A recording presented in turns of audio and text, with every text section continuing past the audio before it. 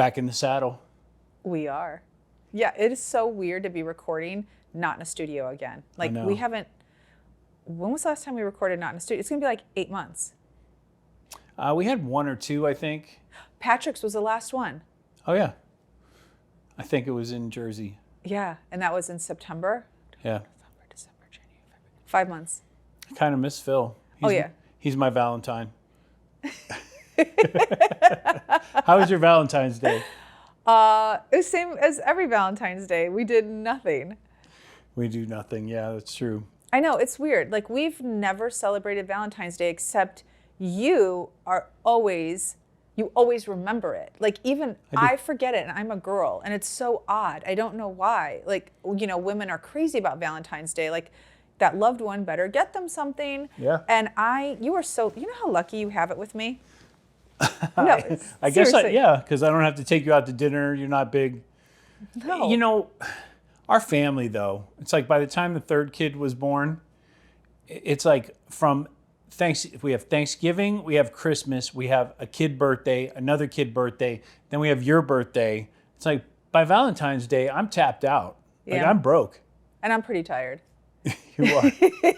But I do have to say, you know, you've always been such a good, like, you remember, you're so, what's the word? I'm saying gift giver, because you don't really give gifts on Valentine's Day, but at least, like, you do. You'll bring a box of chocolate, but you're not like a big gift giver, just because we just don't do that. No. But I remember, like, even back to the very first, like, Parker, our first child, she was born the end of December, and Valentine's Day, I was leaving for the airport. She was 6 weeks old, basically, to go visit my family. And in the car, you gave me a candle that you bought, like, at Ralph's. At CVS? Yes. It's like, yes, you went there to go get diapers. Classy.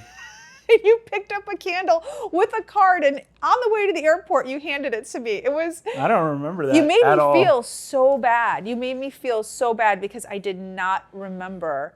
It was even Valentine's Day. I just had a baby 6 weeks ago, and you were like, "Happy Valentine's Day," and I was like, "Oh," I felt more bad than I did happy. You do that. You generally remember Valentine's Day before I do. But you caught me this year. Yeah, I was just going to say you caught me this year. We were snowed in here in Connecticut. We'll get into that in some other episode. But we should say where we are right now. Yeah, I hadn't gone anywhere. We were in Guilford, Connecticut. I think a lot of people who follow us on social media know that already. And, you know, we wanted to test this place out during winter because our blood is really thin after being in Southern California for a quarter of a century. So we got a full taste of that. And we got dumped on by a nor'easter. Yeah, the day before Valentine's Day, so we were snowed in. So, Yep. But I did manage to get a card and 2 Reese's peanut butter cups. And where are they? Because I wanted one of them. There's one in the refrigerator for you. Oh, thank you. Happy Valentine's Day to me. Happy Valentine's Day to you. And so this was the first year, I think, where you didn't get me anything. Yeah. A card, because you normally get a card. No, I didn't get you anything. Yeah. Because I hadn't left the house for 48 hours. And then we were snowed in for 2 days. Yeah. So. Oh, happy Valentine's Day. Yeah, thanks. I'm keeping it classy as always. Yep. All right, so today we have the Perry, Georgia episode. Buckle up. Let's roll. Check the mic and make sure it sound right, boys. Hey listeners, ever wonder what it would be like to blow up your comfort zone at the tender age of 50? Well, we did just that. When our last kid went off to college, we hit the road in search of a new hometown. Now we bounce from city to city and bring you along for the ride. This is the Skip Town All-Stars podcast. What's up, All-Stars? Welcome back. We are so excited to be coming to you from Guilford, Connecticut this week. We had a little adventure on the way up. You've already heard the Carolinas, those episodes. We are excited to bring you today Perry, Georgia. But first, if you're out there and you're listening to us on Spotify or Apple Podcasts, please give us a follow and a review. They mean the world to a little train that could like ours. And if you're watching us on YouTube, please, won't you, as the kids say, smash that like button and subscribe to us. We also love your comments. Totally helps out our algorithm. It's been showing in the last several months. We're getting tons and tons of, what do they call them? Inflictions.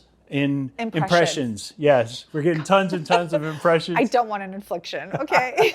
I don't want an affliction. So anyway, make sure you do your job while we continue to bring you the best we possibly can, and while we are doing ours. On with the show. Anyway, that's your little public service announcement. How'd I do? You did great. I think you hit everything. Did I? Yeah. It's the first time. Normally I have to do those in like 4 takes. Yeah, no, you did You great. know, like Phil in the studio would be like rolling his eyes, falling asleep while I'm just trying to do like and subscribe messaging. Yep. Funny. Oh my God. So anyway, okay. So we're in Guilford. The place we are staying has a few kitty cats lingering around. So 3 to be exact. So if Yep. you're watching this on YouTube, 1 or 2 may come into frame, and they like to meow when we are talking. Yep. So we're going to hear a lot of meows, I'm sure. Or how about you're going to hear a lot of meows? And if you're watching, you're going to see a couple. That's kitties. right. And you get to play Where's Waldo. Every time you see one, take a drink. How's that? Oh, that's a good one. Little drinking game. Uh-huh.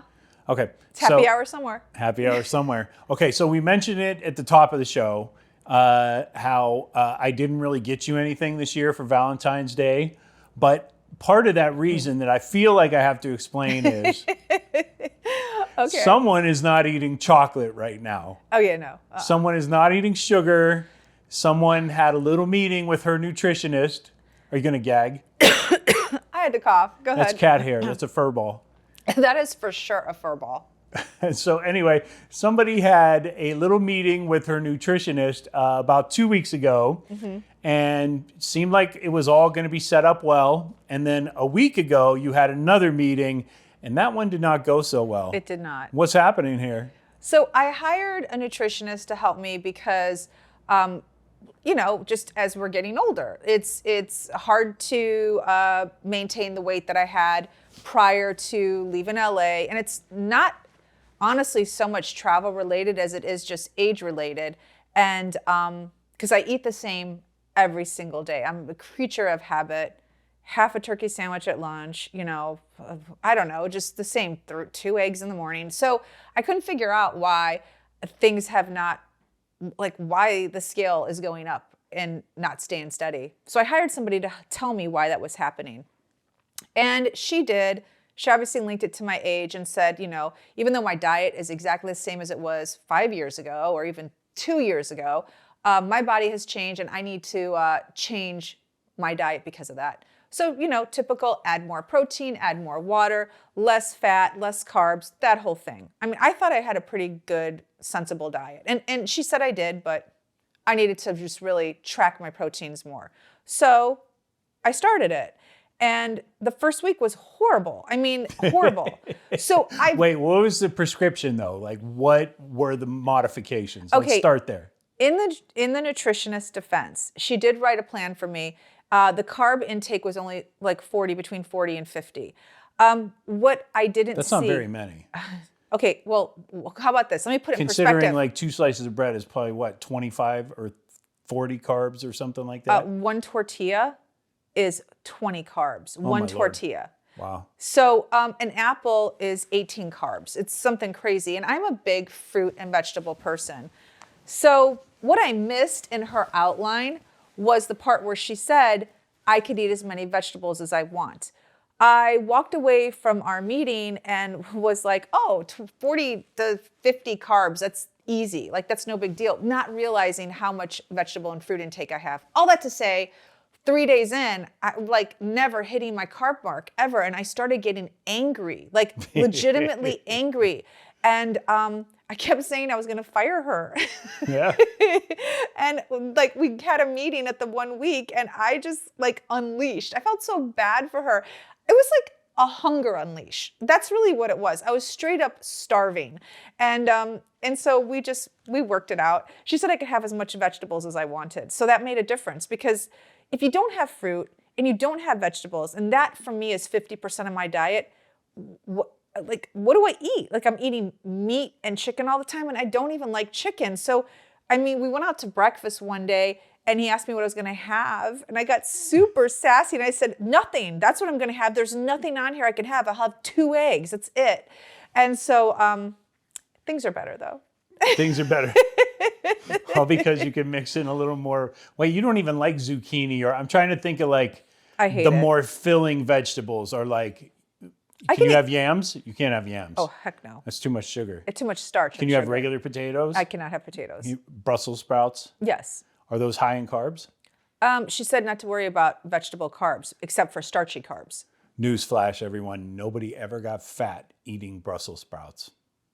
No. Okay. I have, like, okay, let's be honest here. How much weight have you lost from my diet? I didn't really want to get into it. Oh, when in my meeting with her a week after, I was so sassy and I said to her at one point, my husband's lost more weight than I have on my diet. So this isn't working. It's true, maybe, but there are factors that go into that. I want to kick you right now. I know. My foot is I'm so close sorry. to your leg. I want to kick you sorry. right now. Okay, but I did even the scales a little bit with you by drinking like a fish with Patrick the other day. Yeah, our friend Patrick came to visit us while we were in Connecticut, and they had at it.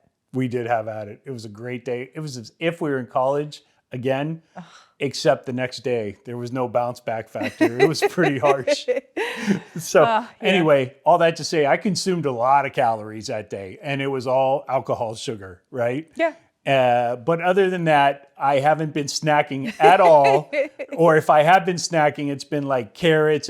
Because we arrived here in Guilford, and you started this thing like a day or two later, right? The 2 next days day. later? The next day. Yeah. We got And here. so- Yeah, the next day, literally. Yeah. And so we hadn't even gone grocery shopping at that point.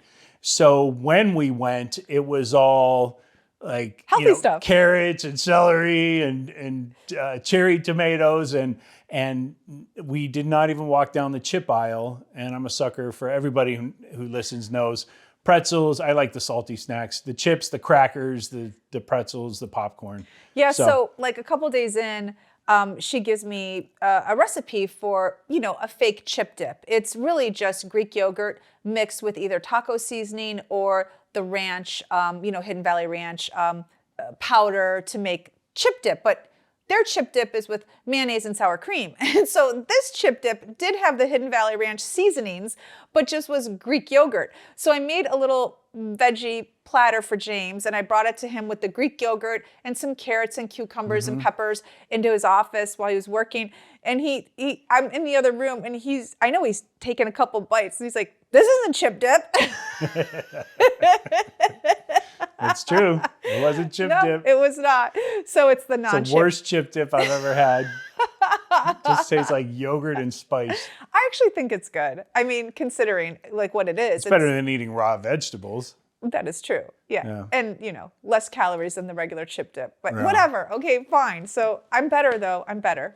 Okay, good. You've lost weight, and I know. You've lost weight. I didn't directly answer your question as to how many pounds I've lost. I don't want to tell you. I know, So it's awful. You're just going to get angry. I've lost none. I've lost but none. among the other factors are I'm probably 2.5 times the size of you. And when I do a workout and I wear the little monitor and everything, I will see other people in my workout class and they'll be burning 600, 700, 800 calories. Like a bad day for me is 900 calories. Like I will easily burn 1,100 if I really get after it in class. So, it's like I just work out so I can eat more. That's just like that's the person I am. So You know what? You're going to do the Zoom with Rebecca next week. How's I that? am. I'm going to do it. I don't mind the food at all. I do have moments in the day where I'm like, oh man, a little bag of pretzels would go really good right now. And so I can't do that. That said, I would never dip my pretzels into that chip dip. All So right. not very good. Okay. Yeah. Well, I won't make any for you. It's fine. I'm sure I'll lose even more weight then. So anyway, all right. Well, I just wanted to bring that up in case you got cranky with me in the middle of this thing. Oh, I'm sure. I'm still hungry right now. But you seem to be in a better mood because then you guys had a different powwow. We She did. let you eat more vegetables. It's And all now good. what? And so you guys are good? Yeah. You hugged it out with her? Yeah, I haven't lost any weight. I still can't button my jeans. It's all like going to hell in a handbasket, but at least I'm not as hungry. How's that sound? You thought you were going to tell her what was up that day. I did. And what happened? And it didn't happen. No, she didn't budge. She did not. She said the budge. math doesn't change, lady. And I still can't button my Yeah. jeans. But She's you know like, what? we're not adding any more tortillas. Yeah, it's fine. I mean, whatever. It's all better eating, you know. And Yeah. I'm not a big junk food person anyway, but I am a burger and French fry person. So And a pasta person. yeah, You for love sure. your Italian food. I do. Yeah, But you consume a lot of macros every day. I do. Yeah. So the fact that I've gained, you guys, like since a year and a half, I've gained 20 pounds, which I know, like some people are like, okay, who cares? I've gained more or whatever. But you know, like it's 4 sizes, you guys. It's legitimately 4 sizes more than if it's in my closet. So I can't change my whole wardrobe. You know what I mean? You just put on weight because you're drinking water now. You've been dehydrated since you were like 26 years Is old. that what you and think you it just is? don't even know it. Yeah. No, I've seen her drink exactly 2 glasses of water My our whole life. entire marriage. Yes. It's true. I know, my friend Kat did call me a camel. She's like, do you ever go to the bathroom? I'm like, I do. So crazy. Anyway, all right, let's get into Perry, Georgia. Yeah, let's get into Perry, Georgia. What do you got? You want to start off? I do want to start off. Okay, so this town is so fascinating to me for so many different reasons. And the first one I'm going to talk about is the size of it. So Perry, Georgia, and I know you always bring stats. So my guess is you have stats on population. I and do. all I'll that. drag them out Yeah, in a bit. but Perry, Georgia itself, like the downtown area, is really small. So it looks, if you look it up even in photos, you'll see it's like this cute little charming town, which made us want to go. And I read about it before we hit the road and thought, oh, this would be a great place to visit. It's only like maybe 4 blocks big, you know, long, however you want to call it.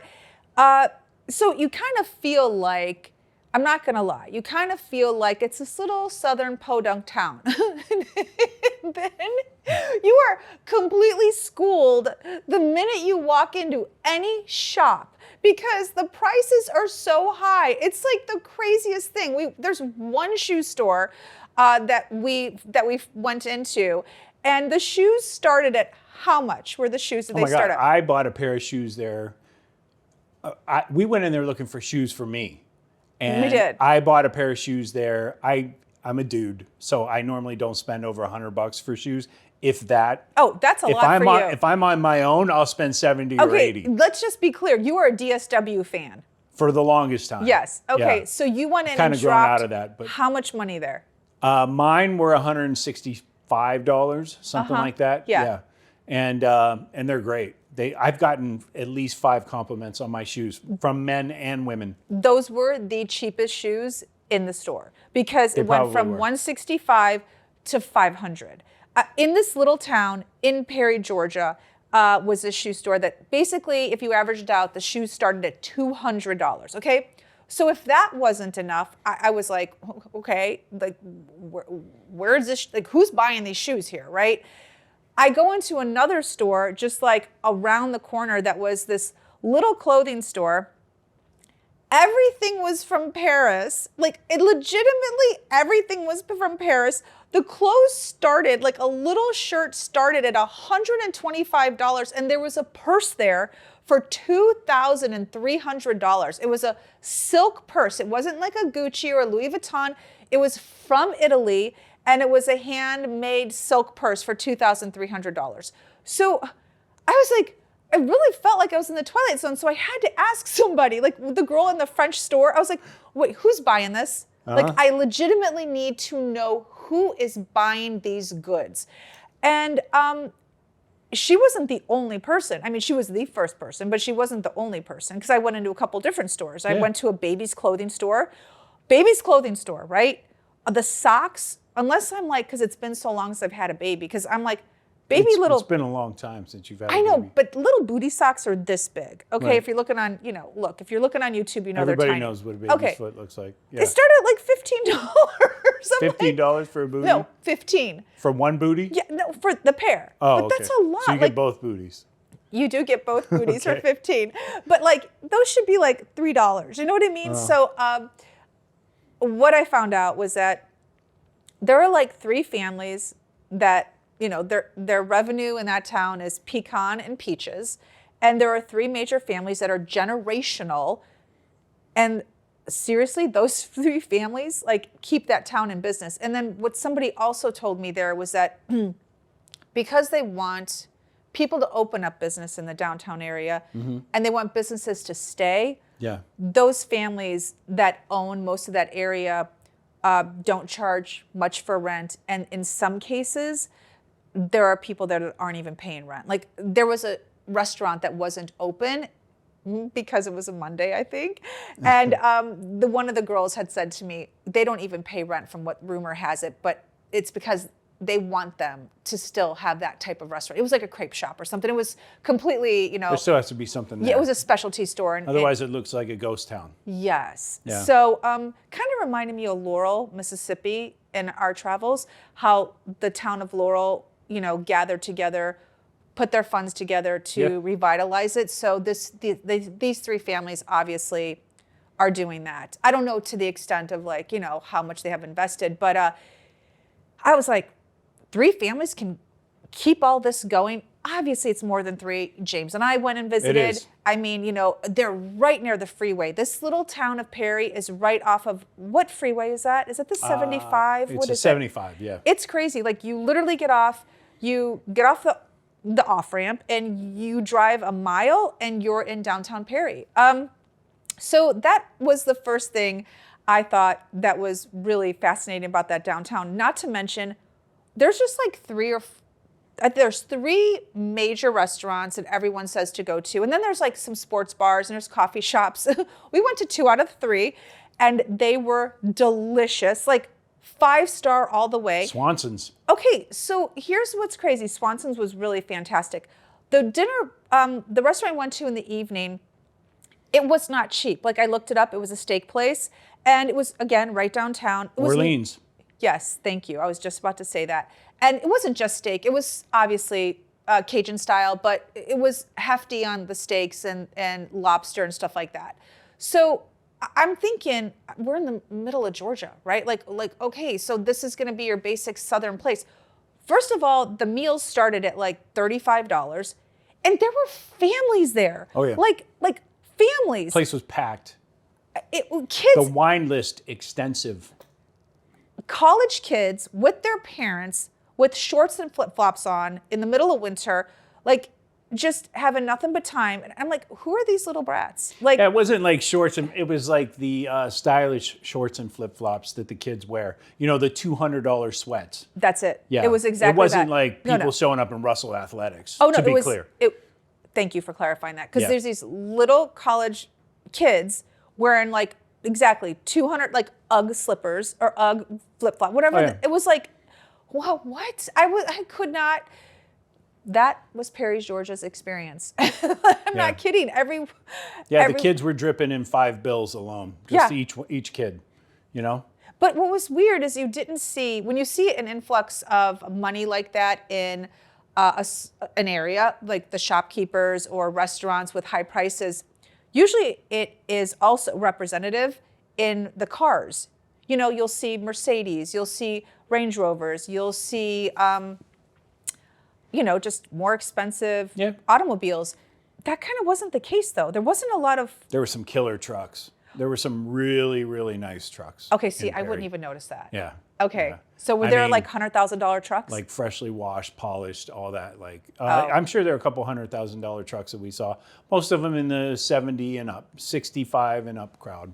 Yeah, it was crazy. So my friend Chandra, who listens to the show, she's from Macon, Georgia. So she was telling me, oh my gosh, you're right near Macon, blah, blah, blah. And I said to her, she knew of Perry. And I was like texting her like, Chan, like this is insane. Yeah. These prices, like who the heck lives here?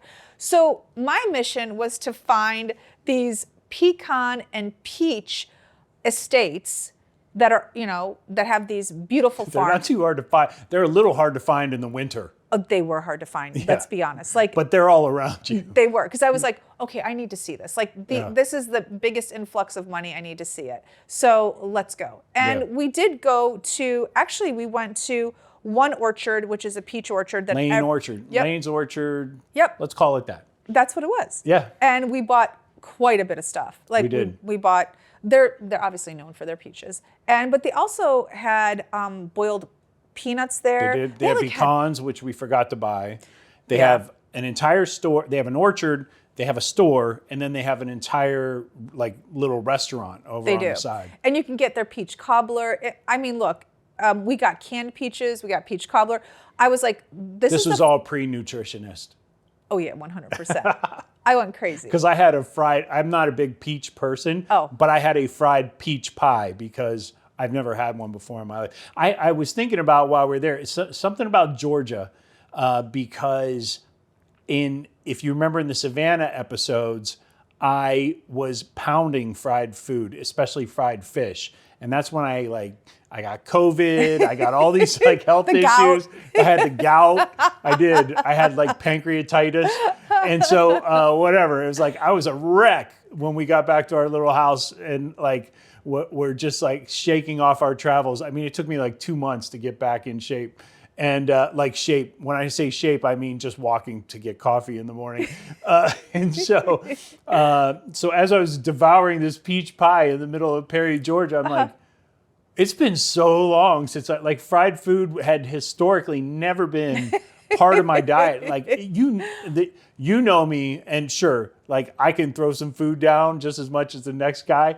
But whenever we've gone into a restaurant, historically, I have not chosen the fried dish, hardly ever. No, you've never been the fried mozzarella sticks or the chicken tenders. I'm like black in grouper, black in this, black in that. So anyway, I'm like, here I am in Georgia again, pounding fried food. So how was it?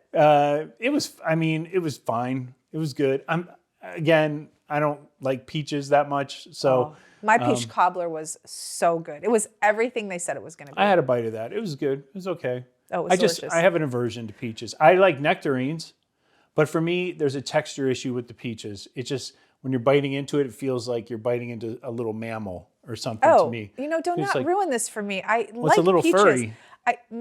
Where would you, no, stop. Right now I have to erase that. How am I ever going to get that out of my head? Oh my God. I don't know. I have texture issues when it comes to food. But I don't have many issues with food, but texture is one of them. So anyway, I was just happy to go to a real peach farm. It was a really honest to goodness peach farm. It was so cool. No peaches because it was cold, but they obviously canned them, and we bought quite a few. We did. We bought gifts for other people, and we ended up eating half of them. So we did not, as I said though, buy the pecans. I thought you had thrown them in the bag. I know. So silly. Neither one of us picked them up, so we could have had actual Georgia pecans, and we missed the boat on that. Yeah, so it's probably better. I would have eaten the whole bag. Oh, all right. Well, I'm glad we didn't do it. You know what I did take a video of is how you open up a pecan, because I never knew the shell of what a shell of a pecan looks like, because when I get it at the store, it's already shelled. So I actually have a video, and I'm going to put it on one of my shorts of how to open up a pecan. They had a pecan smasher there, which I'm sure is the same for a walnut smasher, but it was fun. It was just something to do. It was cool. We walked in, it was right there. So I was like, I'm game, let's do it. Yeah, it was fun. So another thing that I found fascinating about Perry, Georgia was that we stayed, first of all, let me just say, we stayed at this really cool... Oh yeah, we stayed. Okay, I know it's going to sound like an oxymoron, but it was a really cool Holiday Inn. We did. The decor was literally straight out of, I would say, Texas, not Georgia. It was all Southern cowboy stuff, and I couldn't... It was very kitschy and cute and just... I think on the travel blogs, they would call it bespoke, hon. It was a very bespoke Holiday Inn. Oh, is that what it is? I read a little. Oh, okay. Go on, proceed. So this bespoke Holiday Inn was right off the freeway, which was really a bummer because where our room faced was the freeway. And it was quite loud. We had a view of the 75.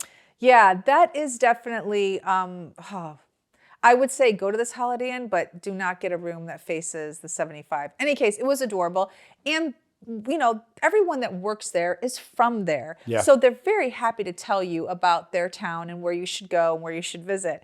And one piece of information we got, and we had to see it with our own eyes, was that Jack Link's beef jerky is building a huge, like Like a factory there. Factory. That's the word. Because it wasn't a distribution. They're literally building a factory. Yeah. And they're taking up acres. I mean, acres. So when this gentleman who's working behind the desk is telling us this and how much it's going to, help the economy there because it's going to, lend itself to more jobs. Obviously, like, just the real estate alone, like buying that property. And I just kept thinking, who eats that much beef jerky that they had to? Yes, I see you. That would be me. I'm raising my hand for those of you listening. I was like, beef jerky is awesome. Okay, so we go. It's when I say acres with an S. How big do you think that the purchase of? I can't. I don't even want to guess. I have no idea. Do you know how they much were clearing money? land and putting up structures. Hold on. Can we just talk about this for a second? How much beef jerky do you have to sell in order to just, first of all, buy the land that they bought? Because we're talking, I'm going to guess. This is going to be good. Well, if the little square in Guilford is 20 acres, I'm going to guess it had to be 100 acres they purchased. Okay, sure. Okay, and they're building. Okay, beef jerky is how much a package? It's about $9 to $12, I think, for a normal size package. So let's if you get just the bonus say, family package, like probably $22 or something like that. Let's just say this new facility, 20 million? Oh, I mean, yeah, probably at least. Beef jerky is $10 a package. Like I can't wrap my head around it. Like really? Like really? Like that much beef jerky? Yeah. Have you did not do the shopping in Los Angeles pre-pandemic. I was the one who went to the store when everybody was like raiding Ralph's, the grocery store, and all the beef jerky was gone. All of it. What? Gone. All the beef jerky was gone. I mean, all of many weird things were gone. I saw a lady carrying like 5 racks of Gatorade on her shopping cart. Like she had them straddling the rails of her car. I was like, I'm not sure Gatorade's going to get you through this pandemic. But obviously, at that time, we didn't know what we didn't know. But the point being, beef jerky was the first to go. Oh, so beef jerky is going to get people through the pandemic. Because it's salted. It's not going to go bad. And, it's protein. So has a lot of preservatives, a lot of sodium, a lot of all that other stuff. But so Gatorade is not going to get you through the pandemic, but beef jerky will. I believe so. I would have chosen the beef jerky as well. In fact, that's why I went over to the beef jerky aisle. So did not go to the Gatorade aisle. So fun fact. Yeah, I fun mean, fact. any sporting event and any kids soccer clubs, hockey club, like somebody pulls out a bag of beef jerky, it is gone in a minute. Like kids love it. I'm sorry. I think Slim Jim when I think beef jerky, and that was like when I was in 4th grade. Slim Jims are good. It's weird. So anyway. Snap into a Slim Jim. So who would have thought? Perry, Georgia, the mecca of beef jerky. Jack Link's. It's about to be the new. Yeah. So create a lot of jobs there. It's going to create a lot of jobs. Yeah. So anyway, all right. We're back on food again. We are. We've only talked about food so far in Perry, Georgia. Get your food on when you go to, geographically, real quick, we should say this is about 45 minutes, an hour at the most, south of Macon, Georgia, right? Very close. So a lot of people who work in Macon, for whatever reason, choose to live outside. And obviously your house is more affordable in Perry, although as we'll find later, when I break out my stats, that's all about to change. But in addition to that, there's less crime. Did you know that in 2016, there was a murder in Perry? It was the first time there was a murder in over a decade. Well, there has to be murder. Every place has a murder, so it's going to happen eventually. I know, but my point is there have been 2 well, I think there have been a few more recently in the past year or 2, but for a 20-year span, there were 2 murders. So that's a pretty good track record for a town. That's an amazing track record. Yeah. It just makes me think automatically, like, are there police officers good enough to figure out who committed the crime? Like when there's no crime. According to the news articles I read, they figured like they made arrests in both cases. Oh, okay. Yeah. So I think if you're not using it, you lose it, that sort of thing. So like if there's no crime, you get a little lazy, get a little lax. I mean, maybe the figures are so low because people who live in Perry, the Perryites, Perrians, Maybe they're just really good at hiding the bodies. I'm not sure. I don't know. There's always this conversation about if you live in a town that has no crime, the murder that will happen will be like the most gruesome. Oh, the most horrific. Yeah, I know. And there was a case. I mean, one of the murders that I read about was actually a teenager. It's pretty horrific. And I don't want to get into it on this show because I actually love Perry. I thought it was a great little town, and I don't want to like. No. Yeah. You already ruined Peaches for me. I know. Do not ruin Perry. I know. Sorry. Okay. So what next? Well, I thought, you know what? One thing I did notice when we were driving up to Perry, basically, like we were just on the outskirts. I thought it was just was so refreshing, and you even made a comment about it when we were driving and how we saw 4 kids playing outside. Oh yeah, that's right. We saw kids in a yard, in an actual yard. In 2024, we saw children playing. We sound so old when we say this. It was like an endangered species I saw. Yeah. I couldn't believe it. I pointed. I mean, we looked like weirdos. I pointed. Was like, oh. Look at that. Have you seen that? When was the last time you saw that? I know. It's like we were looking at animals in a zoo. Yep. Yeah. And there were 4 kids in a yard running around playing. And they were like, my guess was 8 or 9. And they were happy. Yes. They were all smiling. And then literally hours later, it had to be maybe 4 or 5 hours later, we're driving through Perry and there were 2 teenage girls sitting on their front porch of their really pretty house. Now they did have a phone in their hand and they were looking. There was one phone in their yes. But they were outside. I was like, what are they doing out? It was the oddest thing. Yeah. And it just, it made me think about when Instagram like took over our family. Right. And I mean that nearly destroyed our family. 100%. It started with Parker, and I'll never forget the day. I mean, it was like yesterday. She was in 6th grade, and she came to me and said, can I have an Instagram? And I didn't even know what it was. I remember I felt like 6th grade was way too young to have a Facebook, so she didn't even bother to ask. And I asked her, what's Instagram? And she said, it's a photo sharing app where you just post photos. And she showed me. I don't know how, because she didn't actually have the app, so I think she maybe pulled it up from a website or something. I don't remember, because she wanted permission. And I thought, well, what kind of photos are you going to share? Like, I just remember thinking, like, this is weird. And she said, just like friends and like my family. And it was awful, like, honestly. Cut to 2 years later, her entire class, like all the girls are in scantily clad bikinis and like looking like they're 22 years old. Yeah, and they're in 8th grade. Yeah, in 8th 14, grade. 15. It was really horrible. It literally I feel like it destroyed so many years of our daughters' lives. But in all of that to say, it's interesting because now all of our daughters are adults. And I don't know if you have had this discussion with your kids who are adults, but they have made it very clear to us when we are out how disgusted they are with millennials. Our kids are Gen Z. The Gen Zs. Yeah, how disgusted they are with millennials who let their kids have phones at the restaurant tables, the dinner tables. When I look at them, it is the craziest thing. And they will go on about how when they have children, their kids will not have a phone. And if they have a phone, it won't be until they're 16 and blah, blah, blah. And I'm like, oh my God, it has come full circle. Yeah, well, number one, that's hypocritical.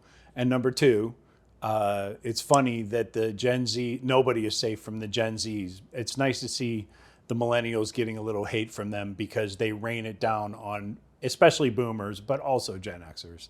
So it's kind of nice to, now they're focusing their ire somewhere else. Yeah, exactly. I didn't realize I thought only the older generations picked on millennials, but guess not. Oh no, Gen Z is going after them as well. Yeah, you do say it's hypocritical, and I laugh at that comment because I don't know is hypocritical the word? Like, I'm like, yeah, I mean, they're talking about kids who were on their phones at the dinner table. Maybe we wouldn't let our kids on the phone at the dinner table or like while we're out at a restaurant eating. But there would come a point when like the adults were talking and the kids would just naturally start looking at each other's Instagrams or I also whatever. think that like it is very hard.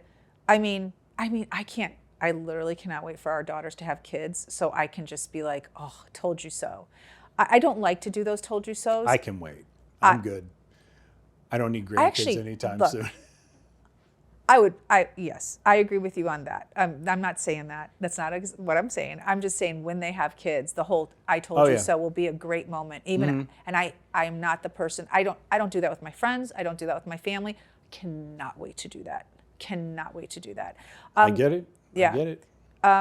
They just, we were unfortunate as a generation because we didn't know what was coming. We had absolutely no idea what allowing Instagram into our lives, our families' With our life. oldest daughter, we didn't see what was coming. No way. It's horrible. It wasn't until we were standing against a tsunami that we were trying to challenge it with a little sand bucket. It was just with a little sand bucket. The floodgates were so open, and it had been let out. It was Pandora's box, not just for us, but for so many families. Yeah. And so now when you see kids outside running around playing, you're like, yeah, what is that? it's like seeing Sasquatch. Absolutely. So yeah. So anyway, kids in Perry, Georgia, they enjoy the great outdoors. we like it.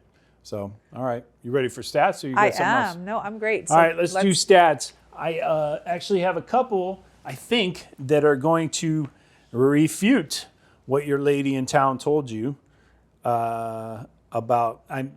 While it may be true that there are only a handful of families, propping up the place for the longest time, times have changed. And the only thing I can say to their credit is whatever they did to keep it a great little community is working, because a lot of people from Macon, like I said earlier, or Warner Robins, we'll talk about in a second. Because we visited all the areas around We did. Perry. Marshallville, a couple other places. So some nice little towns. In my view, the nicest being Perry. A lot of people are sort of tired of living in a congested area, a lot of stoplights, all that other stuff. Perry's attractive. There is something funny about asking a local what their traffic really means. Because when they say, True. I don't want to be in traffic anymore. So we met this gentleman who lives in Macon and is moving to Perry because he doesn't want to be in traffic anymore. And it's all relative. How about that? Okay, here we go. Perry is the county seat of Houston County, Georgia, with a population of 22,000 as of the 2020 census. In 2010, it was only 13,000 people. So in the last 14 years, it has more than doubled in size. Wow. Projections are by the time it is 2025 to 2027, that figure is going to be from 22,000 up to 28,000. So, which is another sizable jump. What do you think the draw is? I think a lot more industries have opened around there. Beef jerky being one of them. Purdue Chicken is one of the greatest employers there. People working on chicken farms or food processing plants. Frito-Lay, don't forget, we went past the Frito-Lay processing plant. Houston County Board of Education, Board of Commissioners. It is the county seat, so you're always going to have some governmental jobs in that area, local government. There's a graphic packaging company. They make paperboard. They hire somewhere around, I think, 400 or 500 people. So, Perry Hospital.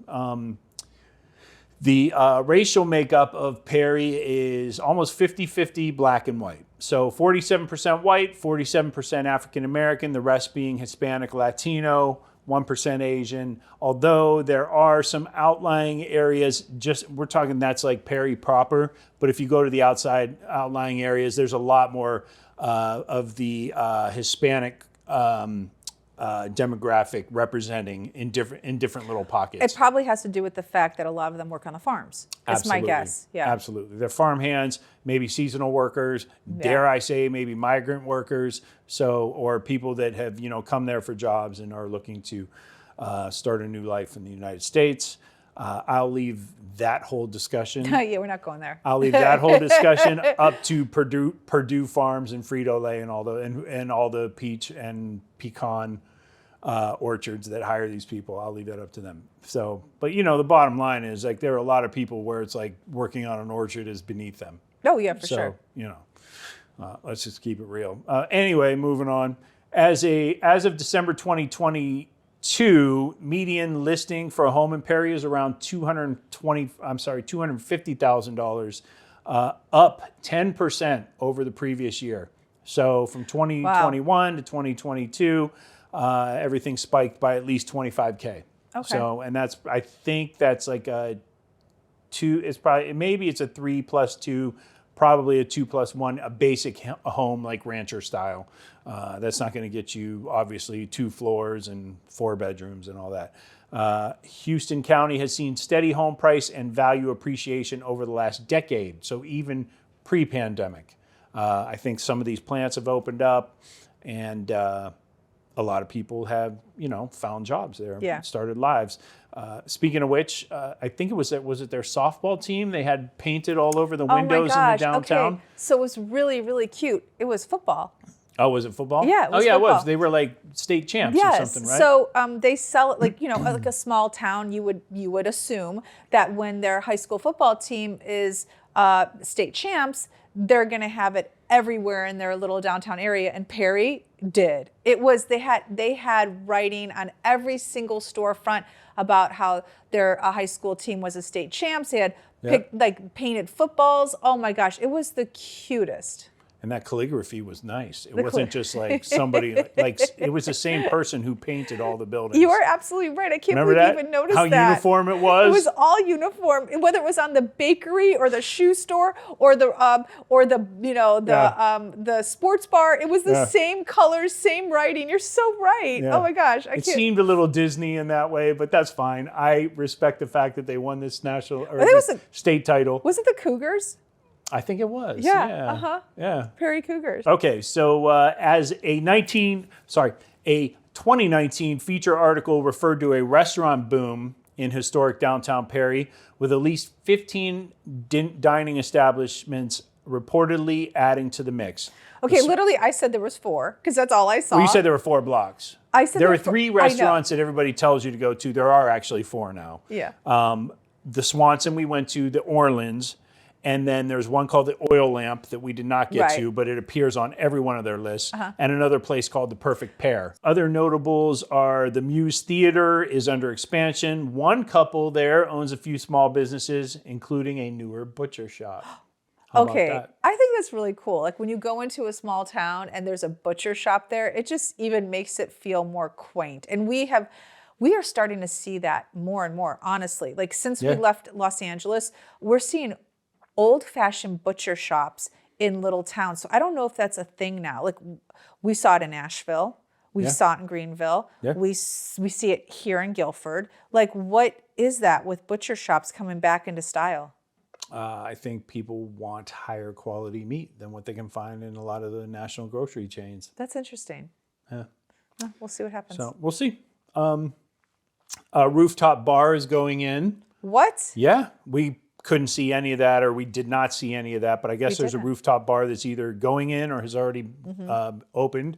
We already mentioned Soul Shoes, where we bought our shoes. Hello to the ladies there who helped us out. They were very nice. And then there's another place called Sweet Evelyn's, and that's a dessert place. I cannot believe you did not find this place. Let me stop. Let me say, Corey Jones, who Food Network fans may remember from the 2022 Christmas Cookie Challenge. I went in. Opened a shop. You went there? I went to Sweet Evelyn's, yes. Did you get the butter bourbon pecan chocolate chip cookie? I didn't because they're under construction. Oh my God. They were expanding their kitchen. Oh my God. That was the place? Yes. Oh Lord. Yes, you walked in it what too. A missed opportunity. Remember all the Christmas stuff they had out so I could purchase, I could purchase maple syrup. I could purchase chocolate chips. Their kitchen was under construction. There were no baked goods. Yep. Let me see. We already talked about, so beyond that, there are fast food chains and everything. Those are of no interest, but that's between the Holiday Inn and downtown where we were staying. One thing that I was going to add when we were talking about going back real quick to Lane's Southern Orchards. Got it. I really missed an opportunity to track back to my little redneck roots. They have a fried bologna sandwich there. And I totally missed it on the menu. How did you miss that? I think I'm going to get my WT card pulled. I think you are too. I've never had a fried bologna sandwich, so can you, is it like a grilled cheese sandwich where you put butter on the outside and you flip it, but you have bologna on the inside. What is it? It's kind of like you fry the bologna and then you can put cheese on it if you want. I'm not a big mayo person either. Again, texture. So some people like to just do fried bologna with mayo and white bread. Oh, you don't fry the bread. The bread doesn't go in the pan. No, you don't fry the bread. Oh, so it's not like a grilled cheese. No, legit, the bologna is fried. You can put cheese on it if you want, but you're still frying the bologna meat. I'm not talking about cheese. I'm just saying. You fry the meat. Okay. I don't know how many ways I can say it. You do not fry the bread, okay? All then right. you put it on the bread. Okay. It's hot meat or cheese on the bread, okay? So is it good? Yeah, it's delicious. I mean, come on. It's like Hamburger Helper. It sounds disgusting. So awesome. Oh my God, the mac and cheese hamburger helper. No, I'm talking about the fried bologna. Yeah. I'm going back to the fried I'm going to bologna. go off my nutritionist diet.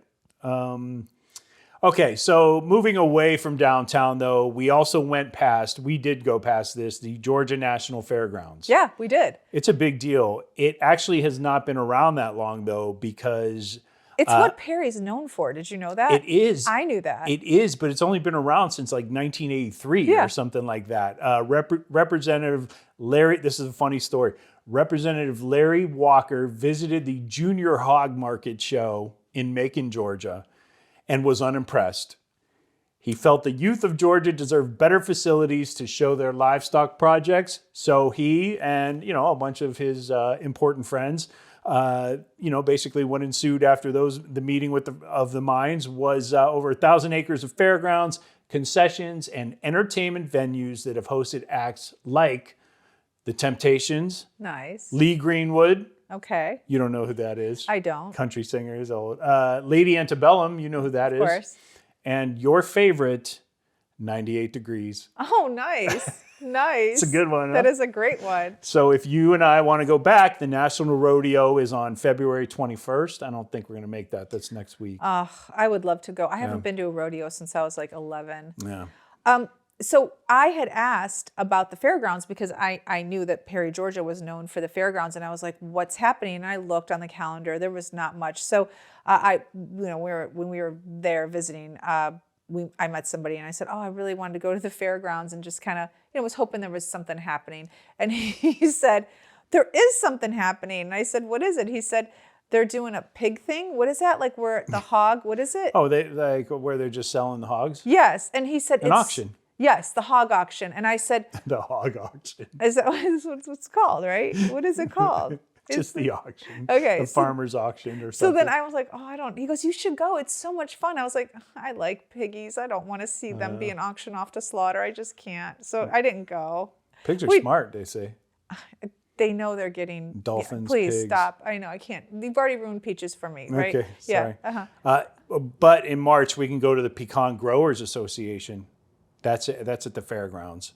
What would that entail, I wonder? I don't know. I mean, I guess it's just a bunch of pecan farmers getting together, and maybe it's a market of some sort, I wonder or if an there's auction. a difference. Like if the pecans are grown here, they taste sweeter than if they're grown here. They're more like they're bigger. I don't know. I bet it has something to do with the soil, and in different climates, the pecans are different. I'd have to talk to the pecan farmer. You would. What sounds more up your alley, though, is Avril Lavigne is coming in June. To the fair? Yeah. Oh, I would go see her. I know you would. Oh my gosh, that would be so much fun. Yeah. So anyway, the one thing that I wanted to mention is, and I feel like there is a sort of big influx of people coming in. The city issues on average 40 single-family home building permits a month now.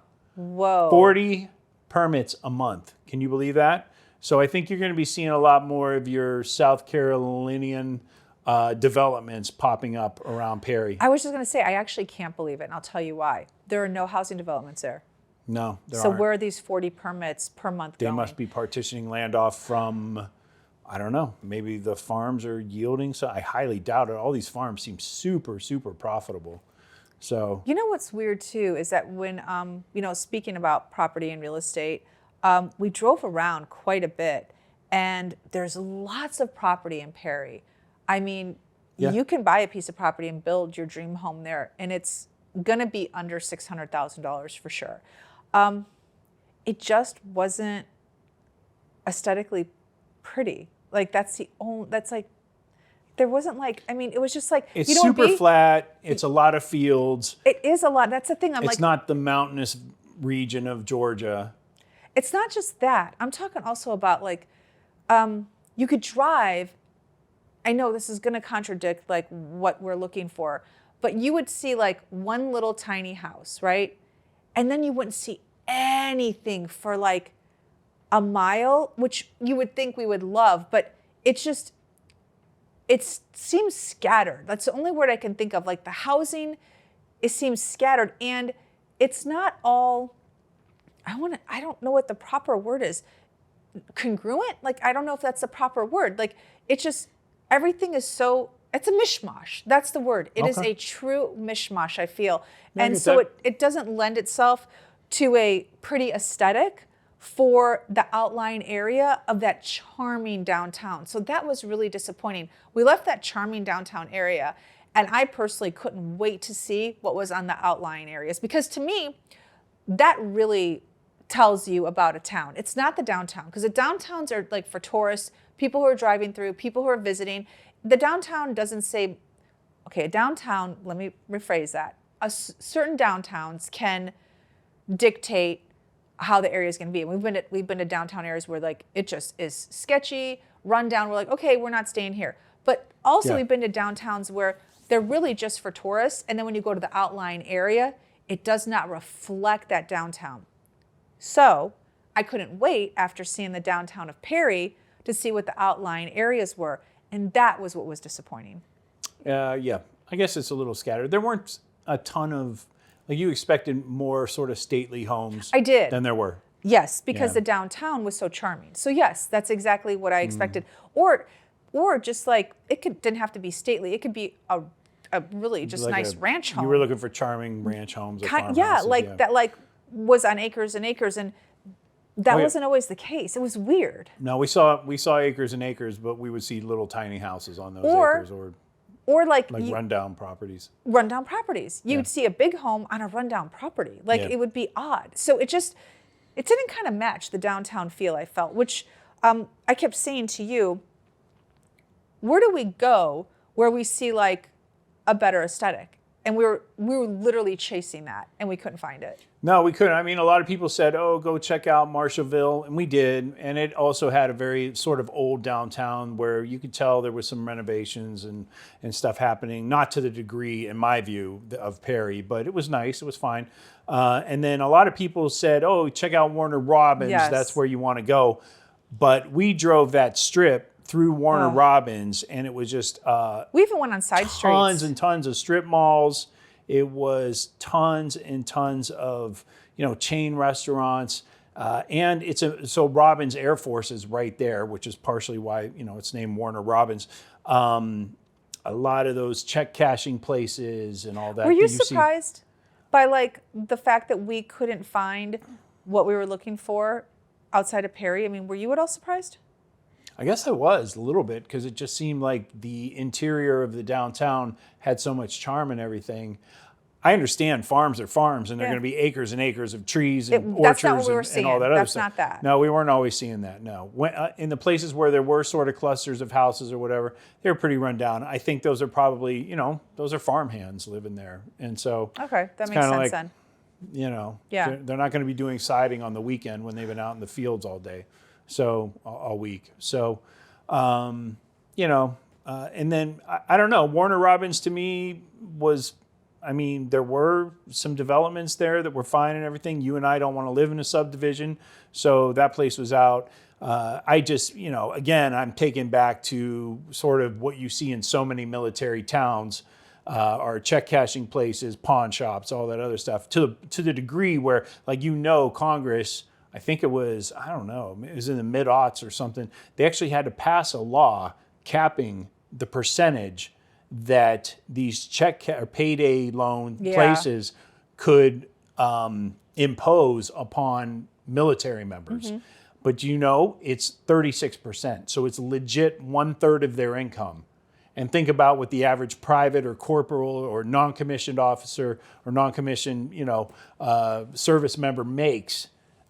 So and then that's take a terrible. third of that away. That is just terrible. And it's like, it's a shame. It's a shame. They always have them in poor places. Always in poor places. They do.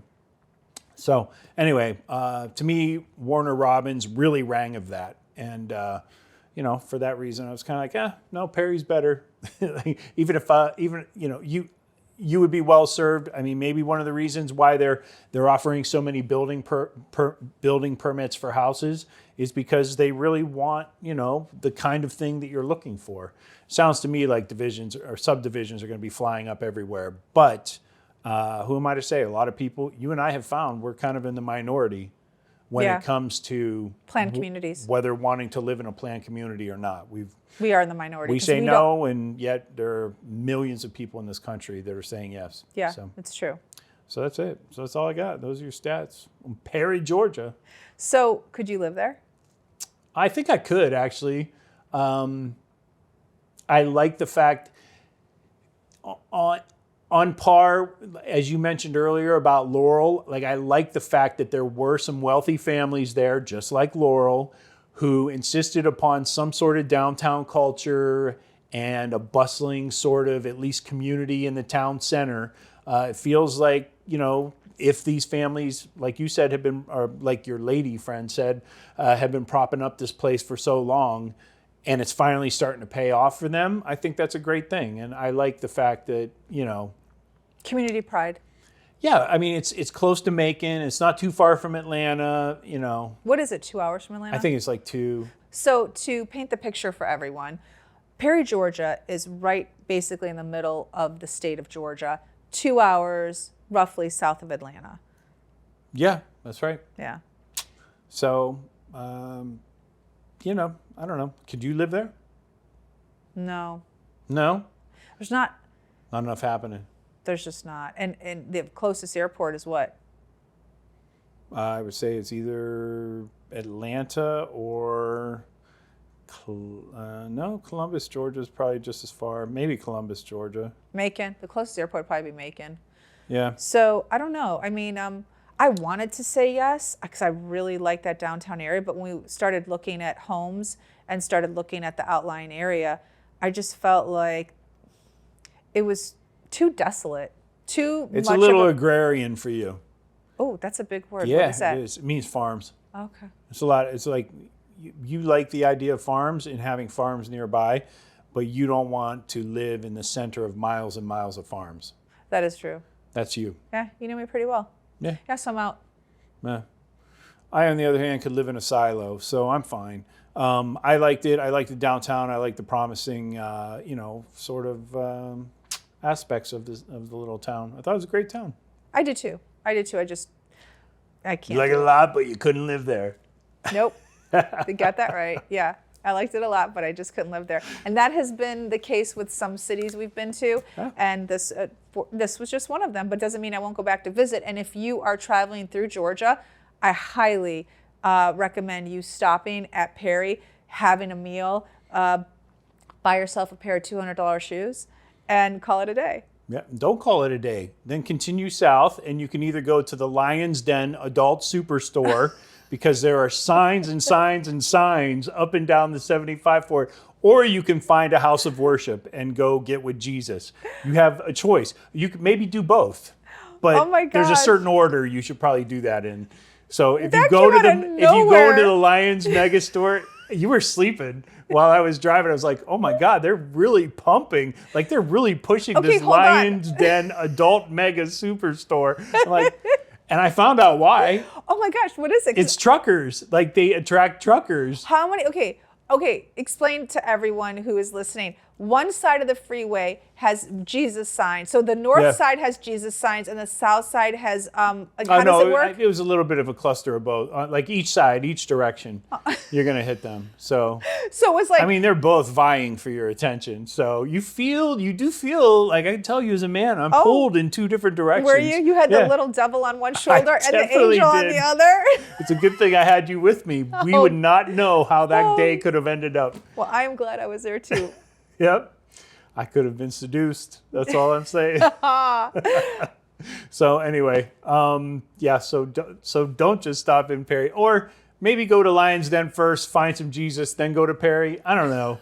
You're going to have to figure out your own order and what works for you. Oh, that's great. Okay, yeah. Is it Lion's Den or Jesus? Jesus or Lion's Den? Yeah, I don't know. Exactly. All right. So, but before you do any of that, I want you to check out our Instagram. We're going to have a quiz about today's episode. So, if you listened and you think you know some facts about Perry, Georgia, and you want to partake, check out the quiz on our Instagram. There's going to be, which is what, at Skiptown All Stars Travel Podcast, yep, right? On exactly. Instagram. Yeah, it's at Skiptown All Stars Travel Podcast, and check your knowledge on all things Perry, Georgia. All right. And if you get it right, are we giving anything away? No, we're not giving anything away. We're not there away. yet? No, not there yet, babe. No. Are we giving away peach t-shirts or something? We'll give you a can of peaches from Lane's Orchards. Don't promise something you cannot deliver, I know. okay? We're so easy, too. It's like everybody's going to get it right, and then we're going to spend like hundreds of dollars shipping cans of peaches. There are no gifts. Just go to the quiz, enjoy yourself, see if you learned anything from today's episode. I tried. She killed the fun. Sorry, that's what I'm here for. That's what I do. All right. You got anything else? I do not. All right. Time to wrap this one up. See you, Perry, Georgia. We enjoyed our stay. Thank you so much for having us. Take them out. Empty nest, full tank. Check the mic and make sure it sound right, boys.